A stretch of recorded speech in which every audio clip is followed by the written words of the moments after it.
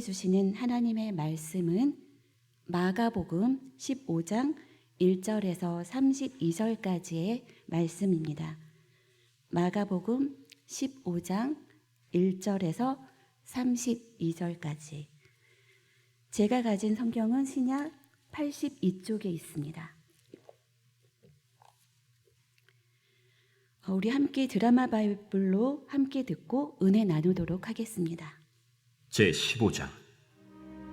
새벽에 대제사장들이 즉시 장로들과 서기관들 곧 온 공회와 더불어 의논하고 예수를 결박하여 끌고 가서 빌라도에게 넘겨주니 빌라도가 묻되 네가 유대인의 왕이냐? 예수께서 대답하여 이르시되 내 말이 옳도다.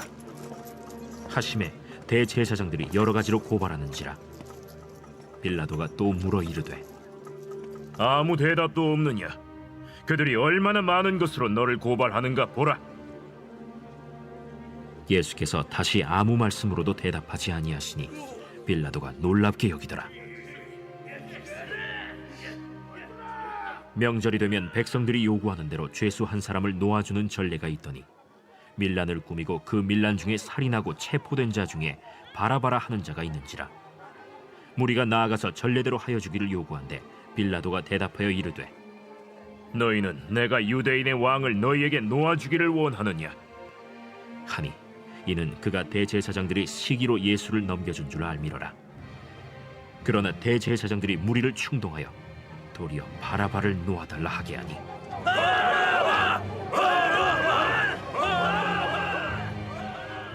그러면 너희가 유대인의 왕이라 하는 일을 내가 어떻게 하랴? 그들이 다시 소리 지르되 어찌미냐? 무슨 악한 일을 하였느냐? 하니 더욱 소리 지르되 십자가에 못 박게 하소서 하는지라.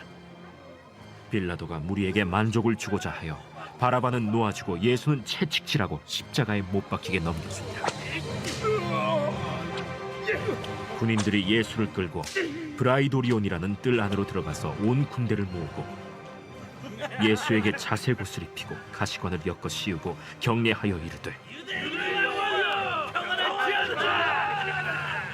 하고 갈대로 그의 머리를 치며 침을 뱉으며 꿇어 절하더라.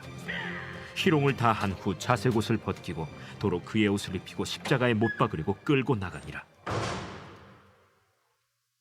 마침 알렉산더와 루포의 아버지인 구레네 사람 시몬이 시골로부터 와서 지나가는데 그들이 그를 억지로 같이 가게 하여 예수의 십자가를 지우고 예수를 끌고 골고다라 하는 곳, 번역하면 해골의 곳에 이르러 몰약을 탄 포도주를 주었으나 예수께서 받지 아니하시니라. 십자가에 못 박고 그 옷을 나눌세 누가 어느 것을 가질까 하여 제비를 뽑더라. 때가 제3시가 되어 십자가에 못 박으니라. 그 위에 있는 죄패의 유대인의 왕이라 썼고 강도 둘을 예수와 함께 십자가에 못 박으니 하나는 그의 우편에 하나는 좌편에 있더라. 지나가는 자들은 자기 머리를 흔들며 예수를 모욕하여 이르되 아하, 성전을 헐고 사흘에 짓는다는 자여, 내가 너를 구원하여 십자가에서 내려오라. 대제사장들도 서기관들과 함께 희롱하며 그가 남은 구원하였으되 자기는 구원할 수 없도다. 이스라엘의 왕 그리스도가 지금 십자가에서 내려와 우리가 보고 믿게 할지어다 하며 함께 십자가에 못 박힌 자들도 예수를 욕하더라. 함께 기도하시겠습니다. 온 우주 만물을 만드시고 모든 살아있는 것들에게 생명을 넣어주신 주님, 이 시간 저희의 온 몸과 마음을 주님께 열어드립니다.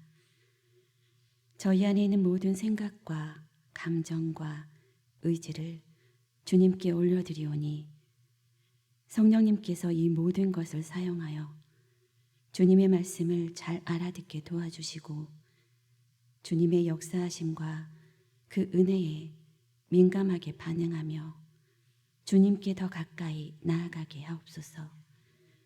저희를 위해 죽으시고 부활하신 예수님의 이름으로 기도합니다. 이 자리에 오신 여러분을 예수님의 이름으로 환영합니다.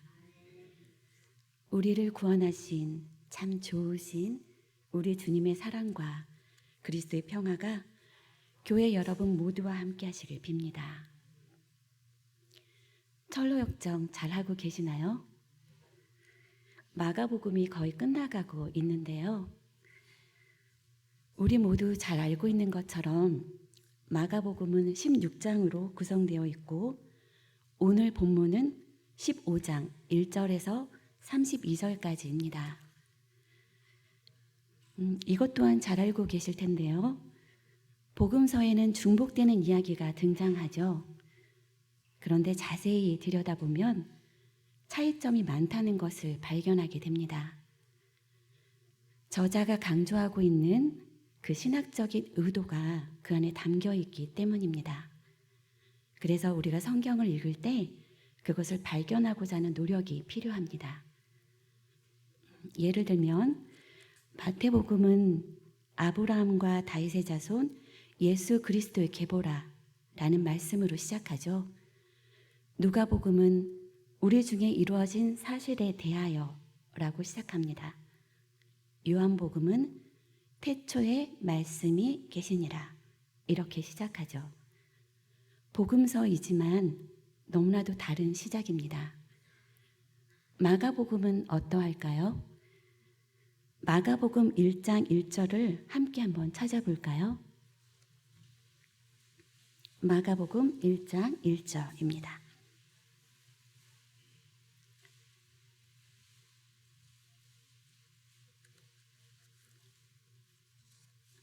함께 봉독하겠습니다. 하나님의 아들 예수 그리스도의 복음의 시작이라. 네, 아멘. 베드로의 신앙 고백이 떠오르지 않나요? 마가복음은 마가가 베드로에게서 전해받은 내용을 기록했다는 설이 유력합니다.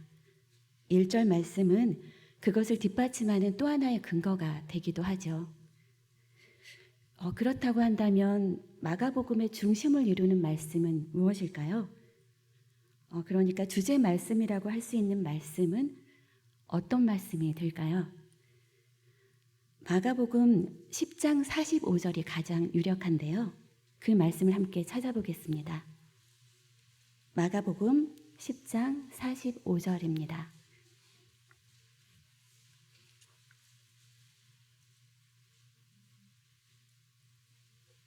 네, 마가복음 10장 45절 우리 함께 봉독하겠습니다.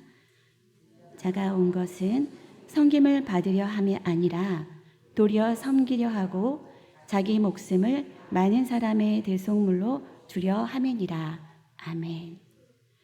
이 말씀은 마가복음의 주제 말씀이라고 할 수 있습니다. 마가복음은 예수님이 바로 하나님의 아들이심을 강조합니다. 그리고 하나님의 아들 예수님이 이 세상에 오신 이유가 그 목적이 자기 목숨을 많은 사람의 대속물로 주기 위해서라고 설명합니다. 그래서 마가는 세상을 구원하시기 위해 십자가를 향해 나아가는 예수님의 여정에 그 초점을 맞추고 있는데요. 의도적으로 초점을 맞추고 있습니다. 그래서 마가복음에 나와 있는 모든 내용은 십자가 사건을 향해 나아가는 특징을 보여줍니다.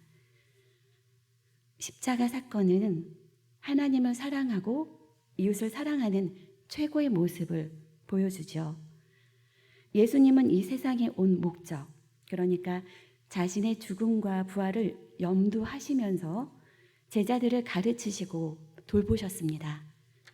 마가복음은 그 모습을 아주 자세하게 묘사합니다. 그리고 마가는 마가복음을 읽고 있는 사람들에게 묻습니다. 예수님의 제자가 된다는 것은 무엇을 의미하는지, 예수님을 따르기 위해 우리는 무엇을 해야 하는지, 그 길의 참된 의미가 무엇이라고 생각하는지 우리에게 묻고 있습니다. 여러분은 무엇이라고 생각하시나요? 예수님의 제자가 된다는 것, 그것은 무엇을 의미하는 걸까요? 마가는 그 길이 무엇인지를 말하고자 합니다. 예수님은 자신의 죽음에 대해 자신을 따르고 있는 사람들에게 그리고 제자들에게 총 3번에 걸쳐서 자신의 죽음에 대해 이야기하죠. 자신이 어떻게 죽게 될 것인지를 말씀하십니다. 그 이야기를 들은 제자들의 반응은 어떠했나요? 사람이라면 당연히 나올 수 있는 어쩌면 자연스러운 반응일지도 모르겠습니다. 그것을 한번 살펴보겠습니다. 마가복음 8장 31절 한번 찾아보겠습니다. 마가복음 8장 31절입니다.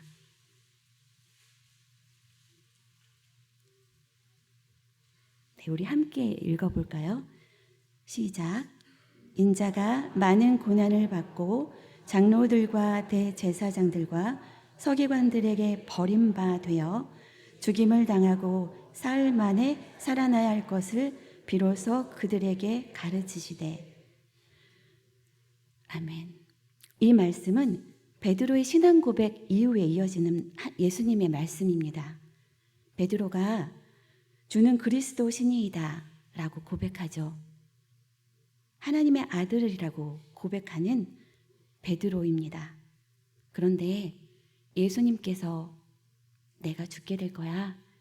나는 이렇게 죽게 될 거야 라고 말씀하시자 매우 흥분하며 화를 냅니다. 원어 성경을 자세히 살펴보면 예수님을 혼내면서 화를 내었다는 의미가 내포되어 있습니다. 예수님께 따지면서 화를 내는 것이죠. 예수님은 그런 베드로를 향해 이렇게 말씀하십니다. 사탄아, 내 뒤로 물러가라. 내가 하나님의 일을 생각하지 아니하고 도리어 사람의 일을 생각하는도다. 하나님의 일은 무엇이고 사람의 일은 무엇일까요? 여러분도 한번 잘 생각해 보시기 바랍니다. 이제 두 번째로 말씀하시는 내용인데요. 첫 번째와 조금은 다릅니다. 마가복음 9장 31절 함께 찾아보겠습니다. 마가복음 9장 31절입니다.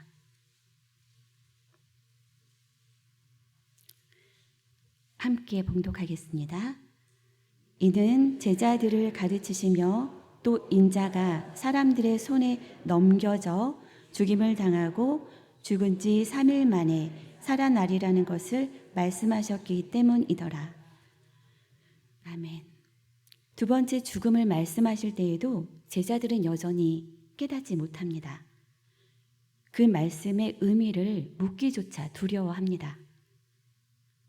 이 이야기를 들은 후에 제자들은 무엇을 하고 있을까요? 길을 가는 중에 누가 크냐라고 쟁론을 벌입니다. 예수님은 자신의 죽음에 대해서 이야기를 하고 있는데 제자들은 우리 중에 누가 크지? 우리 중에 내가 커 하며 다투고 있는 모습을 보여줍니다. 과연 하나님의 일은 무엇이고 사람의 일은 무엇일까요? 이제 마지막으로 세 번째 예언입니다. 마가복음 10장입니다. 마가복음 10장 33절, 34절의 말씀입니다. 조금 다르게 또 표현이 되어 있죠. 우리 함께 봉독하겠습니다. 보라, 우리가 예루살렘에 올라가노니 인자가 대제사장들과 서기관들에게 넘겨짐에 그들이 죽이기로 결의하고 이방인들에게 넘겨주겠고 그들은 능욕하며 침 뱉으며 채찍질하고 죽일 것이나 그는 3일 만에 살아나리라 하시니라. 아멘. 첫 번째 그리고 두 번째 보다 조금 더 자세하게 설명되고 있습니다. 더 구체화되어 가고 있죠. 마지막 세 번째 순환 예고에는 예루살렘에 올라가는 길에 말씀하셨는데요. 알아차린 분도 계시겠지만 마지막 세 번째 순환 예고에서는 이방인들에게 넘겨줄 것이라는 말씀이 언급되어 있습니다. 첫 번째, 두 번째, 그리고 세 번째 이렇게 세 번에 걸쳐서 더 구체적이고 자세하게 자신이 어떻게 죽을 것인지, 죽게 될 것인지를 말씀하고 계십니다. 그리고 부활하실 것을 말씀하시죠. 하지만 예루살렘에 가까이 왔음에도 불구하고 여전히 제자들은 그 말씀을 이해하지 못합니다. 하나님의 일은 무엇이고 사람의 일은 무엇일까요? 이렇게 3번에 걸쳐서 하신 예수님의 말씀은 예수님의 순환과 죽음에 대한 예언에 대해서 제자들은 엉뚱한 반응을 할 뿐입니다. 마가는 이러한 제자들의 모습을 이 세상에서 영광을 받고 한 자리를 차지하고 대접받고자 하는 모습으로 묘사하고 있습니다. 이 모습은 오늘날 많은 이들의 모습이기도 하죠. 저의 지난날의 모습이기도 합니다. 하나님의 이름으로 세상에서의 복을 받기 원하는 모습입니다. 세상의 사람들에게 인정받기를 원하며 하나님의 복을 받아서 세상 사람들에게 부러움을 받기 원합니다. 지극히 사람의 일을 생각하며 살아가기를 그렇게 바라는 모습입니다. 여러분은 어떠신가요? 세상에서 안전하게 평안하기만을 바라시나요? 아니면 세상에서 비록 인정받지는 못하지만 세상에서 어리석다고 말은 하지만 세상에 부러워하는 일은 아니지만 그 모든 것을 주관하시는 진짜 하나님을 만나기 원하시나요? 예수님의 말씀을 전혀 이해하지 못했던 제자들에게 예수님은 오히려 다음과 같이 말씀하십니다. 자신이 왜 이 세상에 오셨는지를 분명하게 설명합니다. 마가복음 10장 45절인데요. 제가 읽어드리겠습니다. 인자가 온 것은 섬김을 받으려 함이 아니라 도리어 섬기려 하고 자기 목숨을 많은 사람의 대속물로 주려 함이라. 아멘. 예수님은 자신이 무엇을 하러 왔는지, 무엇을 향해 가고 계신지를 분명하게 알고 계셨고 잘 이해하지 못하는 제자들에게 반복해서 설명하고 있습니다. 그리고 제자들에게 자신을 따라오기 위해서는 이렇게 해야 한다고 말씀하고 계시죠. 마가복음 8장 34절입니다. 함께 찾아보겠습니다.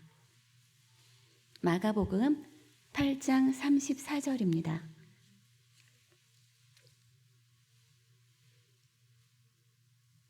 함께 봉독하겠습니다. 누구든지 나를 따라오려거든 자기를 부인하고 자기 십자가를 지고 나를 따를 것이니라. 아멘. 예수님께서는 자신을 따르기 위해서는 자기를 부인하고 자기 십자가를 져야만 한다고 말씀하고 계십니다. 마가는 예수님의 제자들이 예루살렘에 올라가기까지 십자가에 달리신 이후에도 심지어 부활하신 이후에도 예수님이 진정 누구신지를 알지 못했다고 묘사합니다. 그런데 예수님은 그런 제자들과 끝까지 동행하여 주시고 자신의 존재 이유인 그 십자가를 향해 나아갑니다. 오늘 본문 마가복음 15장은 그 절정에 이르는 장면입니다. 바로 십자가 사건이죠. 예수님의 예언이 그대로 이루어지고 있습니다. 이 본문을 대할 때면 전 너무나 힘이 드는데요.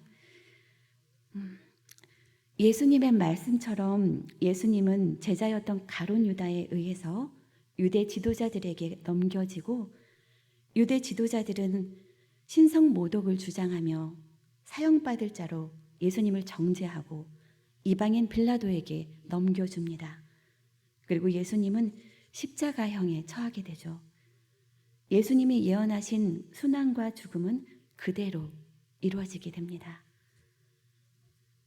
십자가형은 고대 근동의 여러 국가에서 시행되고 있던 방식입니다. 로마 시대에서는 총독들에 의해서 행해진 형벌이었는데요.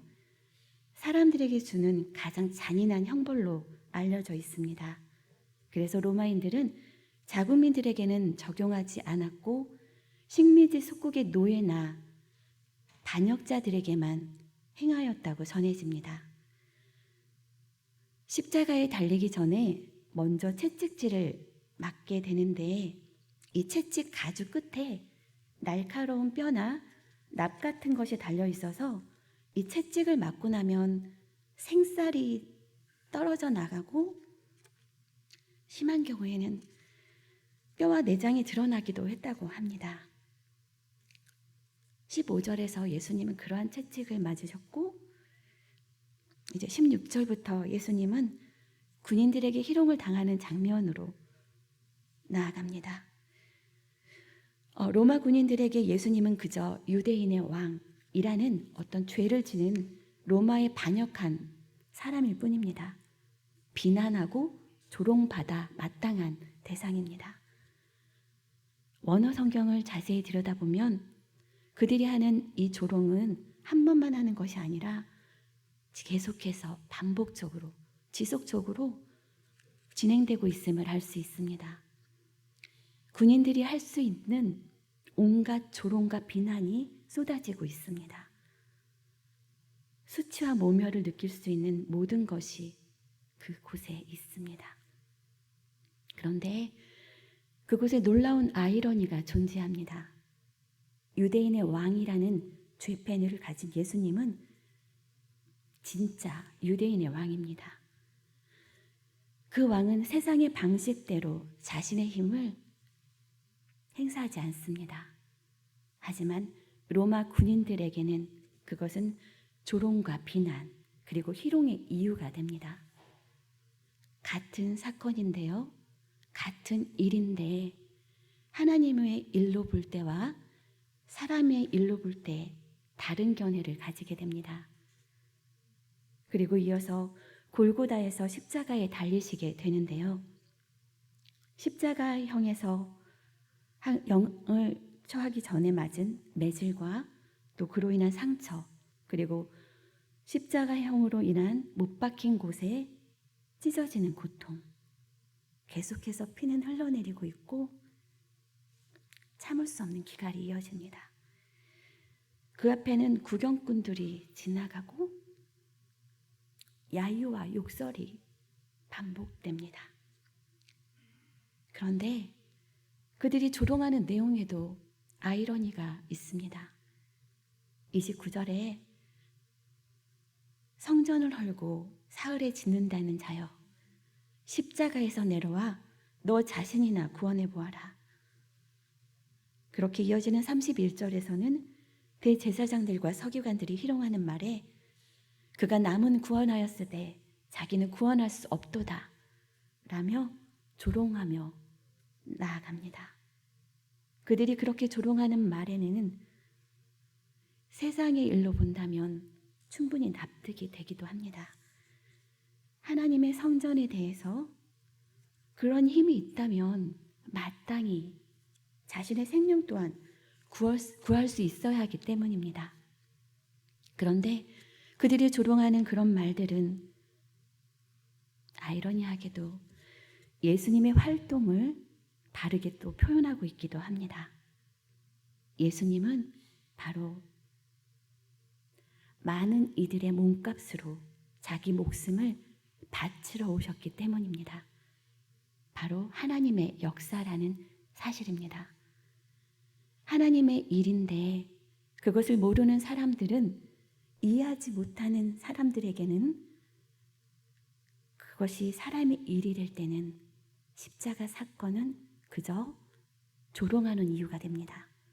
예수님은 실패자이고 어리석은 사람일 뿐입니다. 구경꾼들은 계속해서 십자가에 달린 예수님을 바라보며 조롱하고 희롱하며 수치와 모멸감을 주고자 합니다. 그 수치와 모멸은 계속되고 그 속에서 서서히 천천히 죽어갑니다. 하지만 하나님의 일로 볼 때 예수님의 십자가 사건은 결론적으로 인간을 죄에서 구원하시는 하나님의 구속 사역을 성취하는 결정적인 사건이 됩니다. 그런데 아무래도 저는 너무나도 연약한 것 같습니다. 이 본문을 접할 때면 저 또한 베드로처럼 반응하게 되기 때문입니다. 말이 안 된다고. 예수님은 하나님의 아들이신데 절대 그러면 안 된다고. 그런 일이 일어나선 안 된다고. 예수님이 말씀하시는 그 십자가를 외면하고 싶은 마음이 올라옵니다. 보고 싶지 않습니다. 하나님의 일은 세상에서도 영광이 되는 일이었으면 좋겠습니다. 편안하고 세상에서도 부러워하는 그런 행복을 추구하는 일이었으면 하는 그런 마음이 제 안에서 올라오곤 합니다. 그리고 그 소망이 가득해지고 나면 아이러니하게도 예수님은 영광만을 받으시기를 제가 감히 소망하게 됩니다. 감히 그럴 수 있다면 예수님 대신 그 십자가를 제가 질 수 있기를 소망하게 됩니다. 예수님 대신 십자가를 지게 해달라는 기도를 하게 됩니다. 하지만 성경은 이야기합니다. 예수님의 십자가 죽음은 세상을 구원하시기 위해 인류의 죄를 대속하는 사건임을 증거하고 있습니다. 그래서 그 일은 반드시 일어나야만 하는 사건입니다. 그리고 그 일은 하나님만이 하실 수 있습니다. 하나님이 이 세상을 사랑하신 그 증표입니다. 우리가 잘 알고 있는 것처럼 선악과 사건으로 인해 인간은 하나님에게서 멀어지게 되었죠. 참 생명이신 하나님으로부터 멀어진 인간은 그 생명에서도 멀어진 것이 됩니다. 그래서 자연스레 우리는 죽음에 이르게 됩니다. 하나님은 우리를 계속해서 부르고 계시지만 인간의 힘으로는 자신의 죄악을 끊을 수 없습니다. 우리의 힘만으로는 하나님께 가까이 나아갈 수 없습니다. 오직 하나님만이 가능한 일입니다. 그래서 하나님께서 이 땅에 직접 내려오셨고 우리는 그분을 일컬어 하나님의 아들이라고 말합니다. 피는 피로서만 갚을 수 있기에 예수님의 순수한 보혈만이 그 고리를 끊을 수 있기 때문입니다. 그리고 하나님이 창조하신 피조물을 모두 깨끗게 하는 놀라운 사건이 일어납니다. 바로 정화의 사건입니다. 그래서 우리는 이제 하나님의 영이신 성령님을 맞이할 수 있습니다. 하나님의 영이 다시 우리에게로 들어올 수 있습니다. 그래서 우리는 하나님의 성전이 됩니다.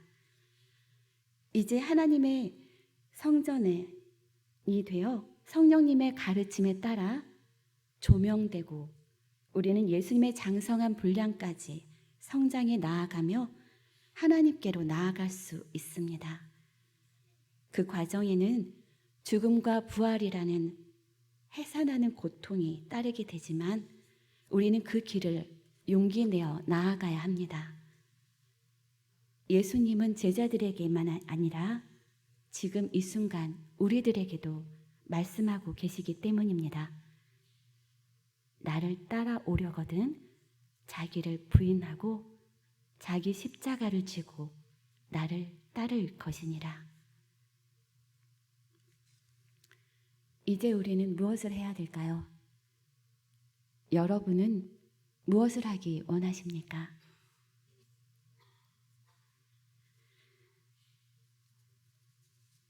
우리 주신 말씀 기억하며 461장 함께 찬양하겠습니다.